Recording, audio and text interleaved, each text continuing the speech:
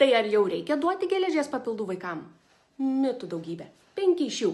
Pirmas, jei vaikas išblyškęs, vadinasi trūksta geležies. Ne visada. Blyškumas gali būti paveldimas arba susijęs su infekcija, vitaminų trūkumu ar net nuovargiu. Geležies stoką patvirtiname tik nustatę feritino kiekį. Antras, visi geležies papildai sukelia virškinimo sutrikimus. Tai buvo aktualus senesnės kartos preparatams.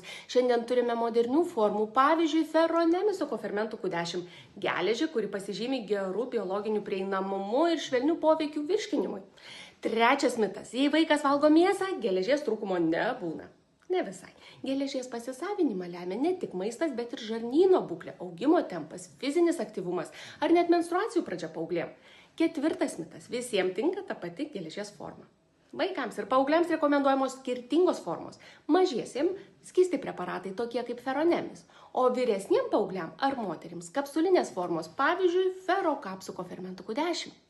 Penktas mitas, geležį vartoti galima bet kada. Geležies pasisavinimą mažina pienas, kava, arbata ir net kalcio papildai. Geriausia vartoti ryte tarp valgymų užgeriant vandeniu ir sultimis. Geležis ne tik hemoglobinas, todėl verta rinkti šiuolaikiškus gerai pasisavinamus preparatus kaip feronemis arba ferokapsų kofermentų Q10 pritaikytus vaikams ir paaugliams.